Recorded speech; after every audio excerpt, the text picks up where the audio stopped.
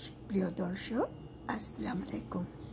আজ আমি তৈরি করে দেখাবো 5 মিশালি সবজি দিয়ে সবজি রান্না। যে সবজিটা ভাতের সাথেও খাওয়া যাবে, রুটি পরোটার সাথেও খাওয়া যাবে। আমি হালকা একটু মশলা দিয়ে সবজিটাকে বসিয়ে দিয়েছি।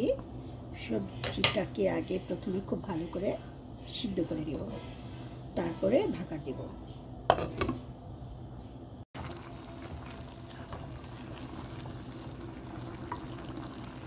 এখন অ্যাড করবো সামান্য পরিমাণে লবণ। যেটা ভাগার দিব, একটি ফ্রাই প্যান বসিয়ে দিয়েছি, দিয়ে দেবো পরিমাণ মতো তেল। তেলটা গরম হয়ে আসলে বাকি মশলা অ্যাড করব। দিলাম কয়েকটি শুকনো মরিচ,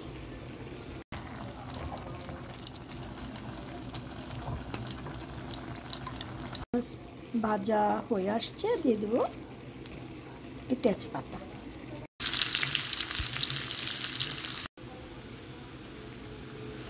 আমার ব্রেস্তা হয়ে আসছে, এখন আমি এটা সবজিতে ঢেলে দেবো।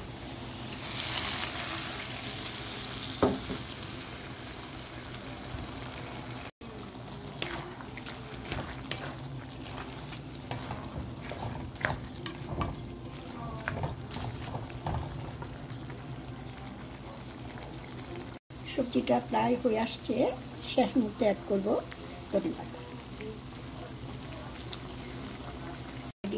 আমার 5 মিশালি সবজি।